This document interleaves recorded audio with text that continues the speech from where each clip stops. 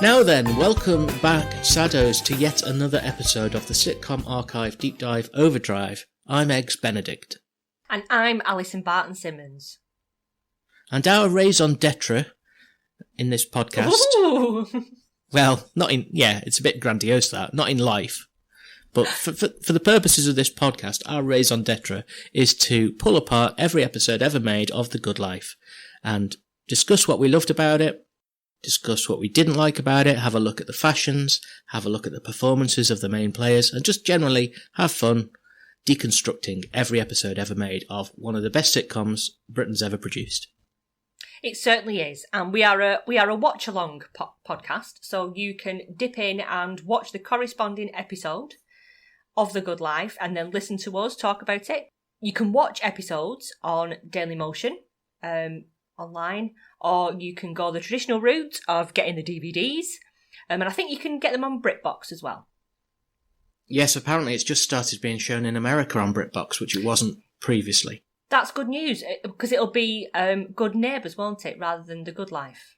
Yes. Although I noticed this week that on IMDb, where it's always been listed as Good Neighbours, it's changed to The Good Life.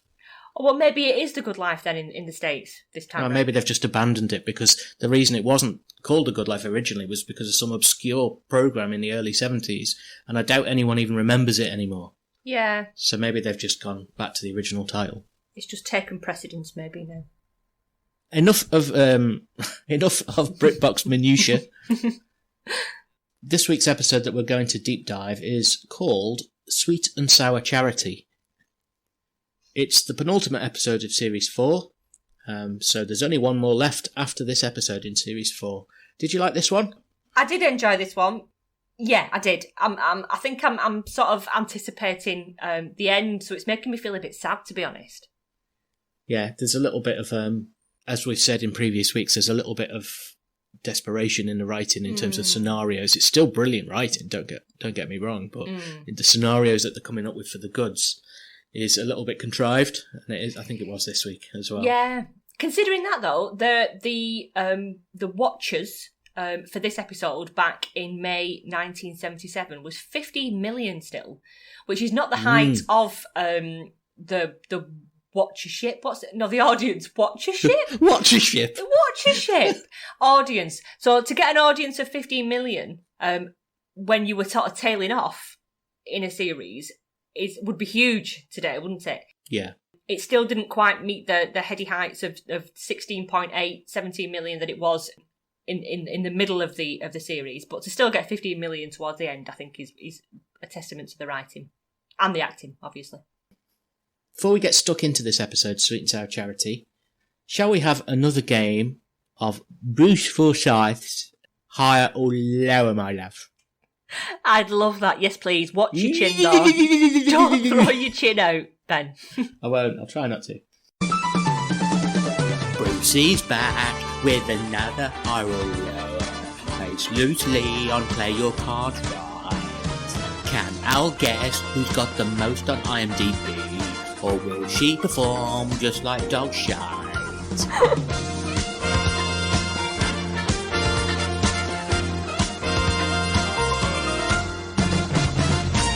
Oh, I cannot wait to hear that, actually, on the podcast.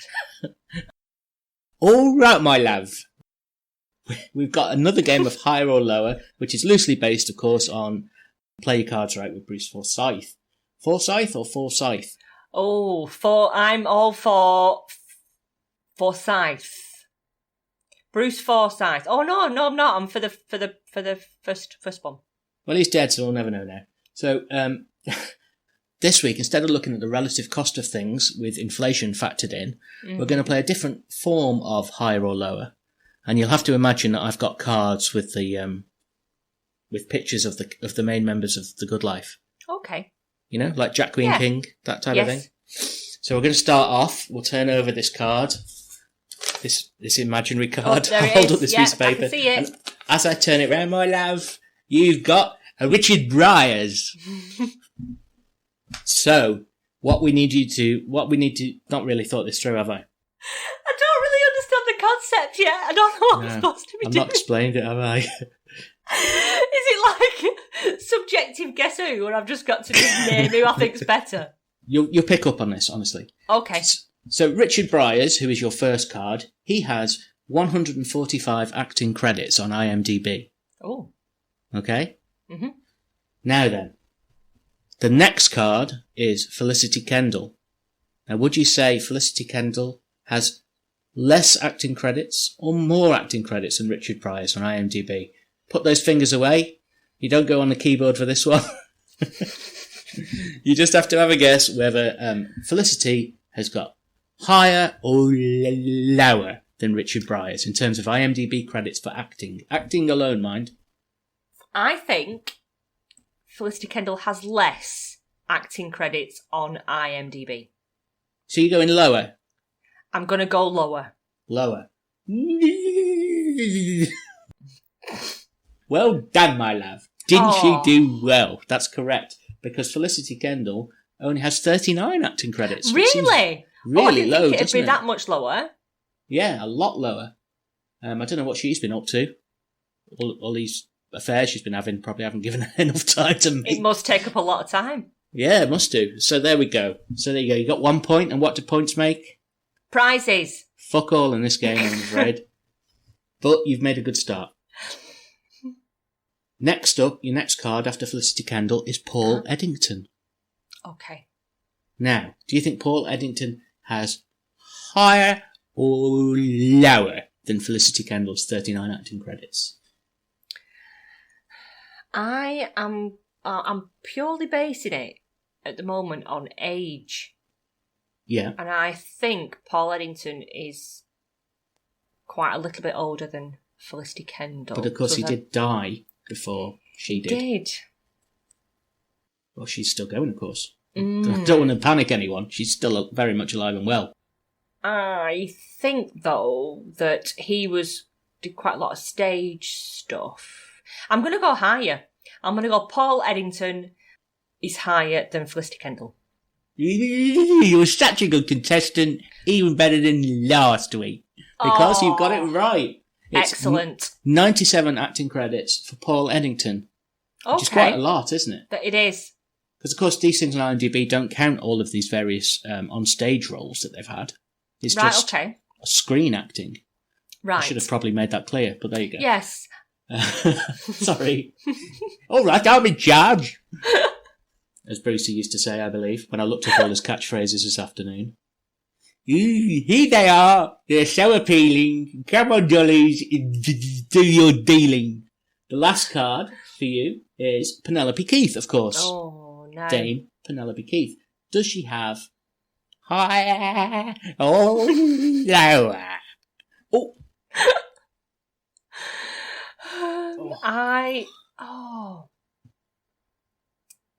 I think that Penelope Keith, I'm going to say lower. Lower than Paul Eddington? Yes. I don't believe it. You've done it. Hey, I've swept the board. You have absolutely nailed it. You're such a good contestant. You've won higher or lower with Bruce Forsyth. Excellent. And I really am like shocked for words because I didn't expect you to get them all right. I don't know what to say. Wow. Oh. Well done, Al. Thank you. Thank you very much. That's all I need. I don't need a prize. That's just good game. Good game. That's it. That's prize enough. Shall we have a look at Sweet and Sour Charity then? Because let's do that. I'll throw my neck out again, do you, Brucey? Before you need a chiropractor, let's get stuck in. Good life, good life, good life, good life, good life, good life, good life. This one starts with Jerry eating chips out of a newspaper. It's not very Jerry, that is it? Well, I don't know. It seems like it is very Jerry when Margot's not around to catch him. Yeah. It's secret Jerry, isn't it? It's up there with wafting Vindaloos around the living room and a copy of Razzle, isn't it? The only thing that would make it better for me would be if he was eating chips out of Playboy. Yeah. A corn of Playboy. As long as he hadn't left any other fluids in there. Yeah. What a greasy mess. Oh, mayonnaise, no. Oh. The goods pop round, And Margot, it transpires, is out at the Music Society meeting, which of course is why Jerry is eating chips out of his newspaper, because he's free to do what he wants when the trouble and strife isn't home. And what the goods have popped in for is that they're trading eggs for coffee.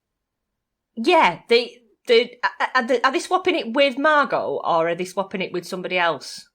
I would assume so. I would assume that basically Margot is being charitable and buying them coffee when she probably doesn't even need their eggs. She could buy her eggs from bloody Fortnum and Masons or whatever. Yeah.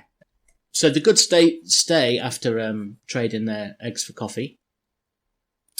And Jerry explains he's still angling for Sir's job, as Sir's retirement is imminent and it grows ever nearer. But there's still this sort of will he, won't he storyline going on about whether he'll get this job ahead of the creepy, crawly Snedderton, Ruth Maddox ex-husband. Yeah, because he's apparently doing lots of extra hours, which Jerry sees as crawling, doesn't he? He sees that as too much. Pot kettle black. Yeah. Yeah, Jerry's taking a step back. What he's doing is, as he explains, is reverse crawling, doing less hours to prove he doesn't need to work as much to get the job done. Oh, it's a dangerous game, I think, isn't it? It's a dangerous game if you want the boss's job. Do you think he's perhaps working just in his study, so he's actually doing more hours but looking like he's doing less hours? Oh, see, that's what I hate about office work, working in an office. It's that having to appear to be doing something so that somebody sees you doing it and then gives you recognition for it. The most stressful thing is when you've got a job where you've got nothing to do, but you need to look busy. It all gets a bit political, doesn't it? I had a new job over here where I got taken on, and then in a government department, and the government changed in between me being offered the job and me starting the job. So all the project money froze, and I had to just sit there at a desk pretending to look busy. And the monitor was facing out into the office. Oh, no. So it was a nightmare for about 6 weeks, and then the bloke left, and he had a nice little corner spot, and I thought, fucking having that. I'll have that, yeah. And I was playing solitaire all day after that. Yeah, just Minesweeper. Yeah. That's probably what Jerry would be doing if he was still in the office. I think he would, yeah. Bizarrely, Jerry's tactics for landing this sought-after position is to prove that Snetterton has had a nose job. I can't even say it without laughing. It's such a strange sort of premise, isn't it, that would put Sir off giving Snetterton the job. Yeah. Because, of course, Tom reckons he'd get the job if he's still there, which is clear bullshit.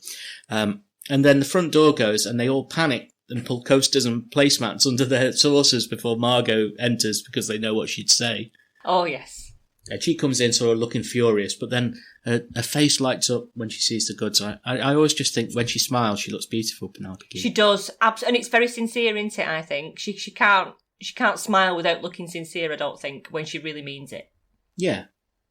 And then, of course, Margot is immediately on the Snetterton case. She's inquiring about Snetterton's bugle. And she wants to know if this premise that if they can prove that the hooter is cosmetic, Jerry's a shoe-in for the job. It's a strange sort of tactic, isn't it? Because she says, did you manage to dig anything up on Snetterton's nose? And Jerry says, nothing concrete.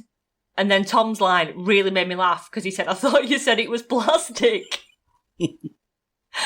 Which I thought was genius writing.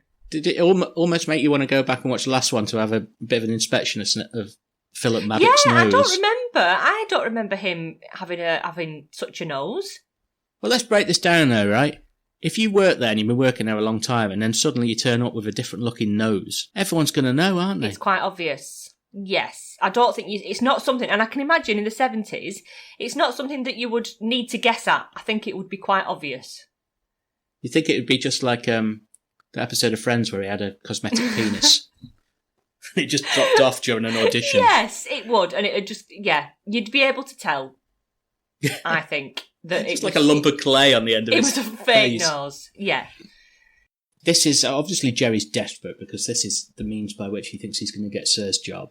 Yes. It quickly comes to light that Margot has been usurped in her desire to enforce the Surbiton Dramatic Society to do the Merry Widow. Yes. In favour of Sweet Charity, which she describes as vulgar, debased and thoroughly nasty. Sweet Charity is vulgar, debased, and thoroughly nasty. Margot. It is. How can it be anything else when the heroine is a dance hall hostess who is little more than a common tart? She's got definite opinions on this show. Yeah, I'm not a musical guy, so I didn't know anything about Sweet Charity. I did look it up and discover what it was about. But it didn't seem like she was, from the synopsis I read on Wikipedia, that it was wholly immoral or that controversial. I don't think so. I think she's just got a bit of a bee in a bonnet, that it's just not her choice. That's the issue. But unfortunately, democracy has her outvoted by a number of 68-1. Yeah, that is a pretty firm decision, I think. Yeah. That's probably why she's so pissed off, because she can usually politic her way out of things. But with such a minority of just herself, she's got no one to manipulate. No, exactly. And she doesn't like that. She likes being sort of the queen bee, doesn't she? She likes being the one that has the voice and the backing as well to support it. And she's just not in this case. No. But they're trying to placate her, I think, by offering her the part of Charity. Yeah. Because she's obviously, they want to keep her sweet for whatever reasons they might have. Maybe it's because Jerry writes checks. I think it's probably monetary, isn't it? Yeah, it must be. I mean, why would you put up with her otherwise? A domineering woman. Tom suggests that perhaps Margot can clean up the character of Charity by making her a ballroom dance teacher. And this spurs off into Jerry saying that he's a leg man. I'm more of a leg man, and then he starts an anecdote that Margot sort of cuts him off on. Yes. Do you think there's like a female equivalent of the... Because even to this day, even in this day where it's chauvinism, sexism is largely frowned on, you still get people saying, you're a breast or a leg man, don't you? Is there a female equivalent? Is there a female equivalent? A leg woman? Would a friend ever say to you, are you more of a pecs or a thigh man? Or a bicep man? I don't know. My friends don't say things like that to me. Fair enough. No. You're not a character in the Fat Slags in the Viz. No, exactly. I don't know. I don't know if there is an equivalent. Maybe there is, and I'm just missing it. Yeah, I don't know. I don't move in them circles either. Although I was asked fairly recently if I was a breast or a leg man, and I said I prefer vaginas, to be honest. And he said, well, I'm sorry, sir, but we don't serve them at KFC. Oh, bucket of chicken vaginas. Oh, with a crusty crumb. Well, thank you very much, Jerry. The goods are actually also after some paper from the Ledbetters yes. to line the pigs' bedding, aren't they? They are.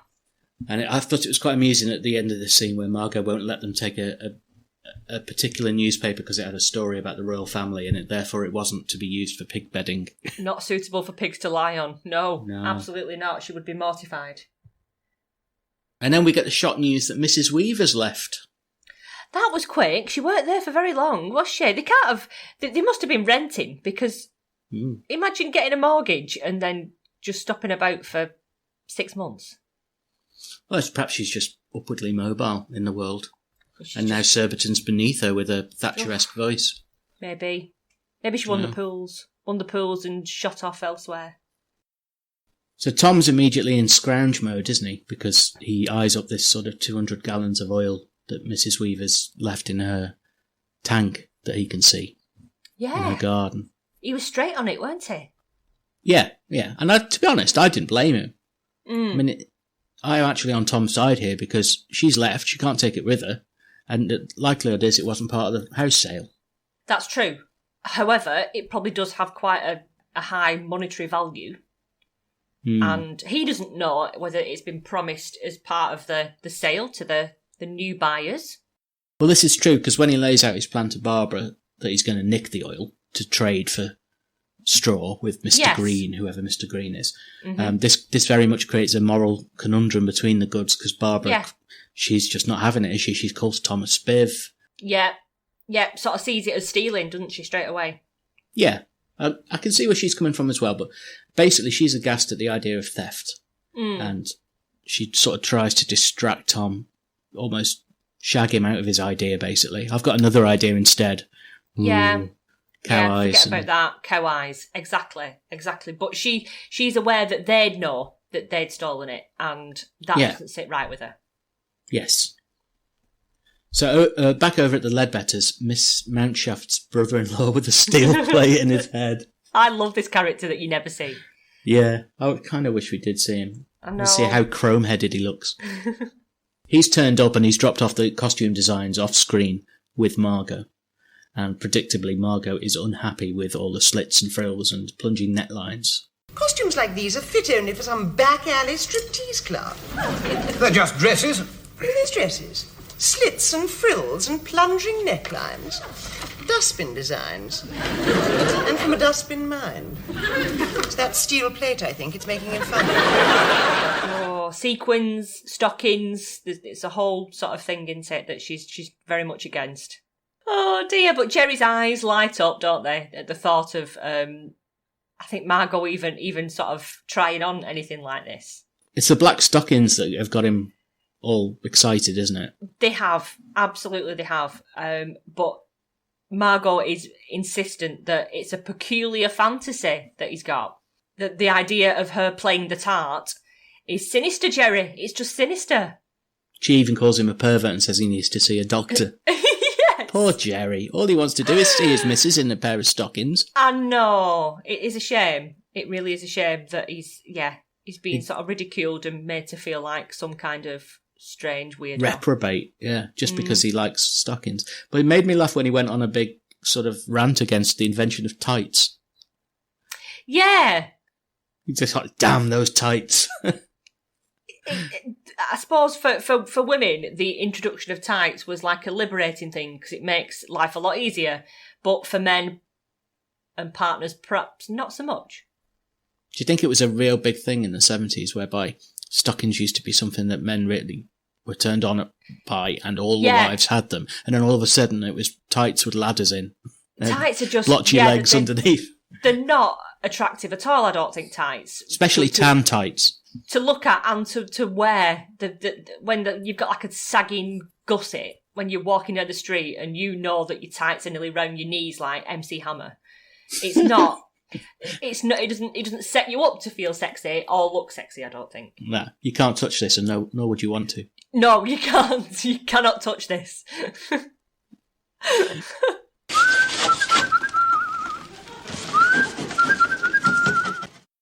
Did you actually clock the designs on the paper that Margot was looking through? Briefly, yes, I did. They look like something like Esmond and Larby's kids had done. They've gone, we need some designs. Yeah. Here, kids, gather round. Because they were just awful, weren't they? Yeah, they were. But I think Jerry wants to convince Margot to take the part of Charity because, not just because he wants to see her in stockings, but because he knows that she's not a stay on the sidelines type of person. She has to be front and centre and it will make her happy ultimately. And he sort of tries to convince her to do it. Probably also he thinks he'll get an easier life if she's going out for practice and he can have a Vindaloo and a dirty magazine on the go. And, exactly. The New Seekers. I just can't help but laugh when I think of him dancing He's to dancing. the New Seekers. Yeah. I made a gif of it the other day. Oh, it is. Yeah, it was. It was such a cute scene that. But I do agree. I think Margot, she's not going to be happy sitting and watching somebody else take the lead, regardless of what that lead is. Mm. He knows that once this all starts, she will not be happy to just sit in the background. She will want to be there with that part. Yes, definitely. And he loves her and he wants her to be happy. And it's very sweet, really. Mm. But in the next scene, we see Margot relaying the argument that she's just had with Jerry to Barbara. Yes. And Barbara's gently convincing Margot that stockings are perfectly fine to wear to titillate her husband. And there's no sort of perversion or shame. Exactly. Something that you would expect Margot should really know. Bear in mind, this is a woman of 33 or something. Yeah. Not an old lady. And she was born after the war. It just strikes me as so old school, prudishness. Yeah. It makes you wonder whether Margot just gets caught up in these beliefs and this ideology that she sort of sets herself out. And she does it to herself. She sets up this ideology that she is conservative and right-thinking and sensible. And it sort of overshadows all parts of her life sometimes, where you think you could just relax a little bit on certain things and still have the same sort of like morals and ideas that you have, but you could just let some things go a little bit. Have a bit of fun, Margot. Bloody hell. Exactly. It becomes a bit all-encompassing sometimes, and I think she forgets. And I think having Barbara as a friend to remind her, that's a great thing, and I think I quite like that conversation between the two, where Margot is just being reminded that she is a female, she is human, and she's allowed to have a bit of fun. Yeah. Barbara then summarily dismisses Margot because she's busy. She said, I've told you my opinion.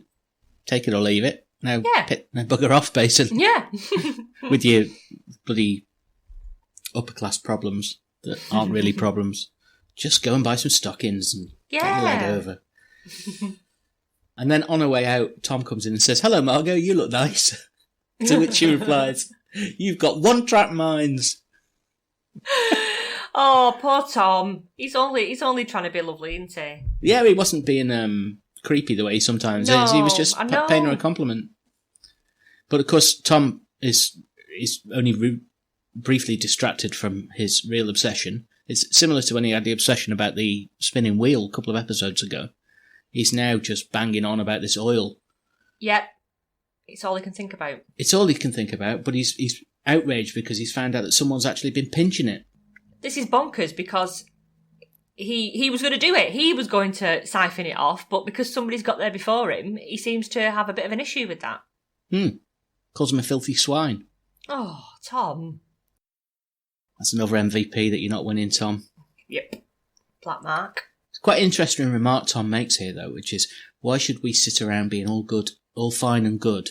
Which is sort of a common argument you actually get more so post-Thatcherism, when she was sort of, there's no such thing as society. In that, you know, particularly in this day and age where bankers and politicians are always on the take, you'll get people who think, and I must admit, I've done it myself in the past, well, like, I can claim this, so I will, because some other prick will claim it, so I'm going to have it. You know what I mean? And it's not really, even as I'm doing it, it doesn't always sit too well with me. No. But most of us will do it. Most of us, I can't speak for you, but I think a lot of people out there, their principles will only go so far. And this episode's very much about principles. It is, isn't it? It's sort of choosing the right path, isn't it? It's about doing the right thing for the greater good, and for things that sit right with you. Because if you've got to sit with it, you've got to sit with your decision. And if it's something that you're doing that doesn't kind of sit right long term, you're only affecting your own sort of peace of mind, aren't you? So Barbara is very much thinking, let's not do this because it's gonna bother her. You can tell it's gonna be something that niggles her going forward. Well, I mean, the main story is about the oil. You've got the subtext, which is about Margot, whether she chooses to play Sweet Charity. Yeah. But you've also got the third story about doing the right thing, I think, which is Margot agreeing to make sacrifices that make her a little bit uncomfortable for Jerry because he does a lot for her.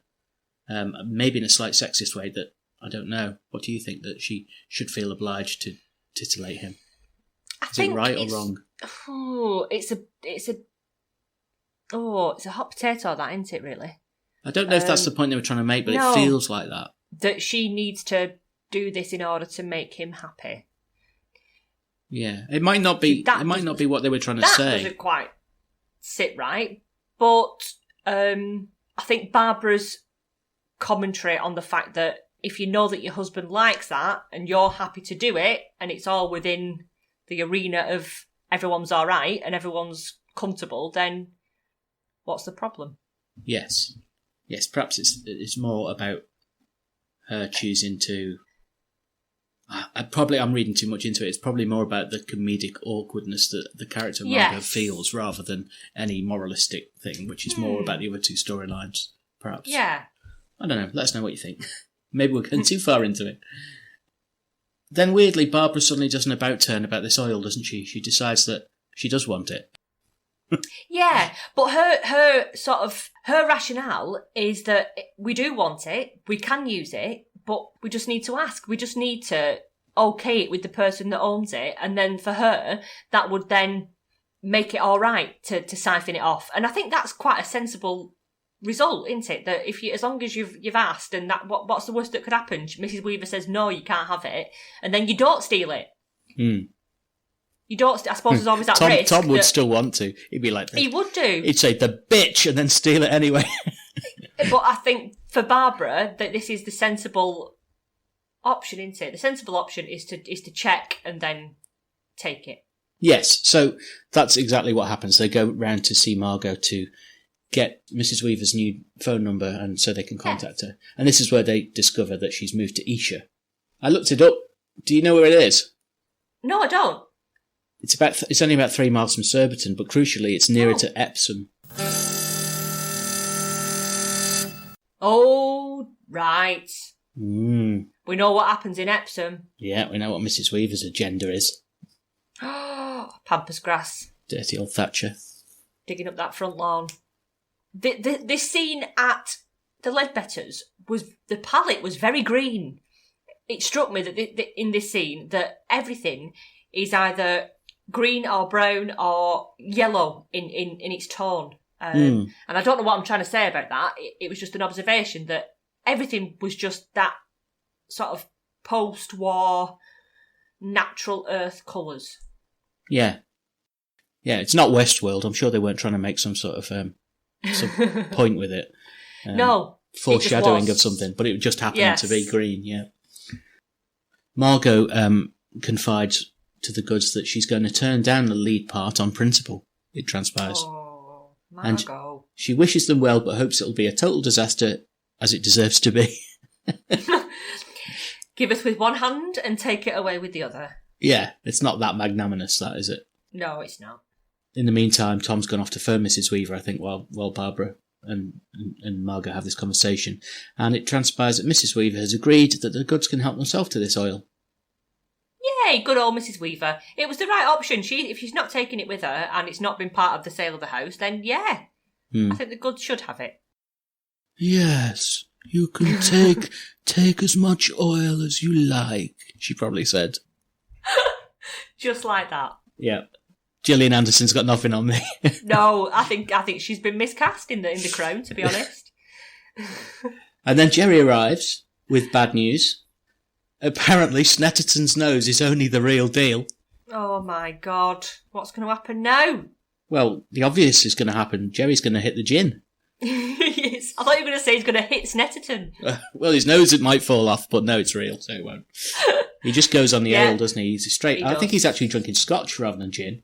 Oh my God. And the Goods leave, and then we hear Margot seductively calling for Jerry. Jerry! Ugh. Oh, dear me, yes. She got the stockings. Yes, we have to assume that she's in the stockings rather than just... I think so. Jerry, come and fix this dishwasher. And then, of course, the show ends where Tom and Barbara are setting about gathering the oil, only to discover, of course, that the oil wasn't being stolen by a third party. It was just draining away for some reason. It's all in the soil. The soil's just full of oil. Because his rotary cultivator's all of a sudden stuck, and we see Barbara. It's quite well done, but she's very, very calmly sinking. She is under the soil. She doesn't seem to be overly worried about this, but I'm thinking she's only a little woman. It'd be like quicksand. Somebody needs to get her out of there. Exactly, and there were so many public information films made in the 70s about sinking sand, and that you had to be very much afraid of it. That why was she not moving? Why was she not panicking? I'll tell you why. I was panicking watching it. Tell you why she wasn't panicking. No brass tone. No brass tone. If there'd have been a brass tone, I think I might have shit myself. Yeah, and Barbara would have been out of there pronto. There'd have been something to worry about, yeah. It'd be quite good in real life if ever there was some clear and present danger, perhaps you weren't aware of it. The brass tone sounded. It'd be good for most of us, not for you, because you'd end up having a coronary. Yeah, if there's some kind of panic going on, mild peril, and there's a brass tone, I'd know. I'd quite like that, though. Yeah, you know where you stand. Clear instructions. That's how I like my life. Black and white. That's what we need. Mm-hmm. So this is a mild laugh as we see Barbara sinking, but of course this is going to have serious repercussions for the Goods if their soil is spoiled. I think it carries on this storyline, doesn't it, to the next episode about the oily soil? I think so.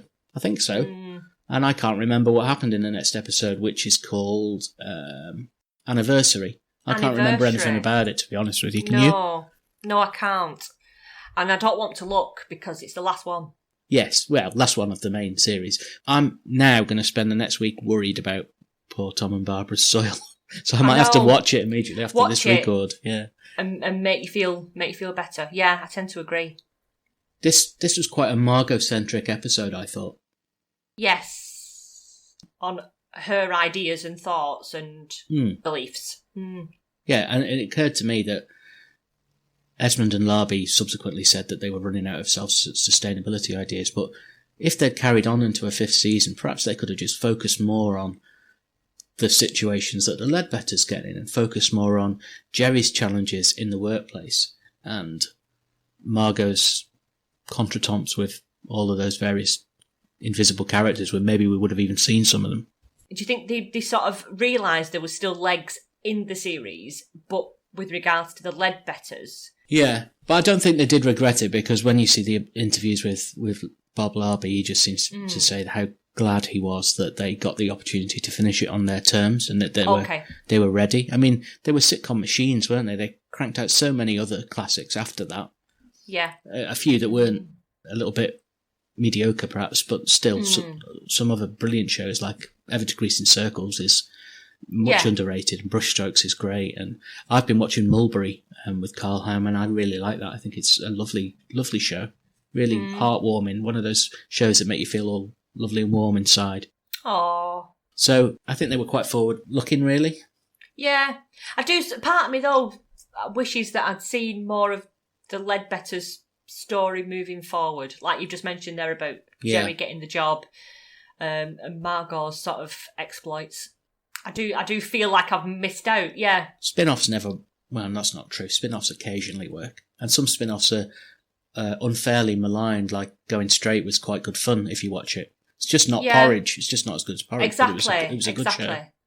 If you're pinning it on the success of what you've just watched, I think you can set the bar a bit too high, and some exceed that bar, don't they? But others, like you say, it never quite reaches the same. Yeah, that's fair. Levels. I was listening to the excellent Sitcom Club this week, another podcast, which is a lot more technical than ours. They're very knowledgeable guys. Unlike us, we just dick about. And they were talking about how, I think at the beginning of the podcast episode I listened to, they had a quiz question, which is which of these shows had a potential spin-off? Well, which of these shows could have carried on without its main character? And it was a story I'd not heard before about how in Only Fools and Horses, if Del Boy had taken Jumbo Harris's offer to go and work in Australia in that episode, right? Then there was going to be a spin-off based on Rodney, with Rodney and Albert and Mickey Pearce running the company. Really? Yeah. And I was like, oh, that wouldn't have worked. But it was like there was going to be an option for David Jason to come back, but as it transpired, that they just carried on. I think there was a break at that point, and then they came back a few years later. Oh, wow. And would that be without Del Boy's story? So Del Boy would have gone and you'd see him briefly mentioned, but not seen? Yeah, he would have basically, at the end of that Who Wants to Be a Millionaire story, he would have gone off with is it Jumbo Harris? Or was it... That name rings a bell. Monkey Harris and Jumbo somebody, I don't know. This is why the Sitcom Club get more listeners than we do, because they do their research and they know all this shit. They do research, Jumbos and monkeys. Shall we move on and do the Fashion Corner? Let's head over to Fashion Corner, definitely. Fashion Corner, Fashion Corner. Fashion Corner, Fashion Corner. So we've got quite a Margot-centric Fashion Corner, as per usual. In the opening scenes, we see Margot it's like a navy dress with a large white flower, as we see quite often, pearls, long sleeves, and a slashed back. She just looks like she's been about town. She suits navy. I know navy's quite a plain colour really, but I do find that Penelope Keith as Margot really, really does suit navy. In this scene as well, we also see Barbara's comfy cardigan, which I think is worthy of a mention, despite not being up in the echelons of Fashion Corner. But still, she, as we've said before, Barbara does tend to just rock whatever she puts on. whether it's dungarees, comfy cardigans, the tabard part of a disjointed jumper. She just looks beautiful and stylish regardless. In this last series of The Good Life as well, she rocks this sort of Victorian urchin look a lot, doesn't she? She does. In fact, I'm going to mention her hat. She's got like a baker boy hat that she wears quite often. The one that she wears where she gets called Sunny, I think. Yeah, that's it. And it does, because she's quite diminutive and wee. When she's got these things on, she does have the appearance of a little boy every so often. And I think this was one of the occasions. Jerry's swirly circle tie made a reappearance. It's my favourite one that he's got. Like just circles, like ever decreasing circles almost of little sort of swirly patterns, which I do love. Margot in this scene is in a pink. Now I don't know whether Margot would call it a dressing gown or a house coat. I'm not sure which one is. She probably would, wouldn't she? Is middle class. I think I don't know if house coat's more working class. I don't know. You've also got robe. Do you think she might call it a robe? A robe. I think it would be a robe, which sounds more grand than a dressing gown or a house coat. But it's got pink flowers and massive sleeves, and it's for swanning around your house in. I think a robe. I think she would take the idea that it was a robe. Later on, in the scene that I referred to as being very green earlier on, she emerges in like an emerald green suit and a green plush hat with a navy blouse and a brooch and necklace. She looks very green, just very suave and green. Yes, she does. But the colour of green that she's got, I don't know whether this kind of thing existed in the 70s, but there's a thing where you get your colours done. And I know there's quite a lot of women and men that would have their colours done, where you go and someone tells you what colours you suit, using whether you are a cool shade or whether you're a warm shades, and they decide for you, and you get a book at the end of like a swatch of all your colours that are supposed to suit you. And I can just see that being up Margot's streets, that she would have had her colours done. And it seems that all the colours that she does wear are things that really suit her, either as the actress or as the character. But she definitely, in this scene, the green, the emerald green that she's got on is definitely her colour. Ooh, I like Richard Bryars. I like Richard Bryars. I like Richard Bryars. I like Richard Bryars. Good life, good life, good life, good life, good life, good life, good life. For the benefit of listeners, we just had to pause the podcast while Alison's shopping arrived. And I was listening to you answer the door, and I was expecting you to go full Margot on him. No, I didn't. You were really nice to him, weren't you? I was. Yeah. You were like, what time are you on till? Like he's a taxi driver. Have you been busy? I thought you were going to say there was a time when a time promised was a time honoured in this country, because he turned up early. He's about 40 minutes early. Better early than late. It is. I know. We could be sat here starving, but we're not. At least you know that you'd be very grateful. Christmas hampers turned up in time. You don't have to go to the I know. goods. Exactly. I don't have to put a paper hat on and go anywhere else, so it's all right. I was going to ask you. Yes? When Penelope Keith went on to play Audrey in To the Manor Born, did she still wear fabulous outfits all the time? Because I just have no memory, really. Do you? Of the ones that I've watched, she's more conservative in her dress. And I know that seems quite an odd thing to say about Margot, because Margot is like the ultimate in female conservatives, perhaps. Small C and big C, though, isn't it? Less showy, perhaps, as Audrey. More conservative, more smart, less dressing for effect. And do you know what I mean? Margot seemed to not only dress for herself, but she dressed for other people to look and admire and comment and critique, because what she wore, I think, gave the air of wealth and fashion sense, and I think that's important to Margot. Is it the case that Audrey is comfortable with the fact that she is upper class, whereas Margot aspires to it? Yeah, it's almost like the clothing, Margot's clothing is like an indication. She sees it as an indicator of where she sits within society, whereas Audrey, I think if you are part of the upper class, are you bothered?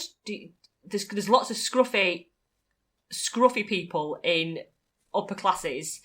Oh yeah, our prime minister, for example, in the UK, dresses like a scarecrow, despite the fact that he's from the real upper levels of society, because it doesn't matter. I think perhaps you get to the stage where it's unimportant. You can give the illusion of being part of a certain class without having to stick to sort of those indicators too heavily, perhaps. Yeah, I think so. And Audrey was a bit older as well, perhaps. Oh yeah, I suppose she was a little bit. So with maturity, does that come that you sort of don't care as much? And she had don't feel better things pressure? to worry about, because Peter Bowles was squatting in her mansion. Yes, that is a worry. Yeah. Did you pick out an MVP in this episode of The Good Life? I did. My MVP in this episode was Barbara. Ooh, we don't get many Barbara MVPs, do we? We don't, but it was for the oil moral stance that she took. Of we can't just take it. And I think she was happy once she'd come round to the idea that once we've checked with Mrs. Weaver, it's up for grabs. She okayed that in her own head, and I think that was the right way to do it. If she'd have stolen it, it wouldn't have sat right, I don't think, with Barbara. So I liked the moral compass of Barbara in this episode. Yeah, I actually hadn't given it any thought to this point about who my MVP would be, but I suppose you're right. It can't really be anyone but Barbara. Because I suppose it could be Margot, because she takes a stand. Yeah. But probably Barbara's a good shout, so I'm going to give it to Barbara as well, because I'm lazy and you did the thinking for me. That's okay. We can share the glory on this one. Yeah. So as we mentioned earlier on in the podcast, next week's episode is the final of Series 4, and it's called Anniversary, and we don't remember a thing about it, do we? No, I think there is more oil-based drama in the garden in this episode. I think there is, and I remember something about Geraldine and milk. She's not producing milk, which is also a concern. Well, I'm just on tenterhooks, so I'm going to have to go and watch it now. Yes, go and watch it now.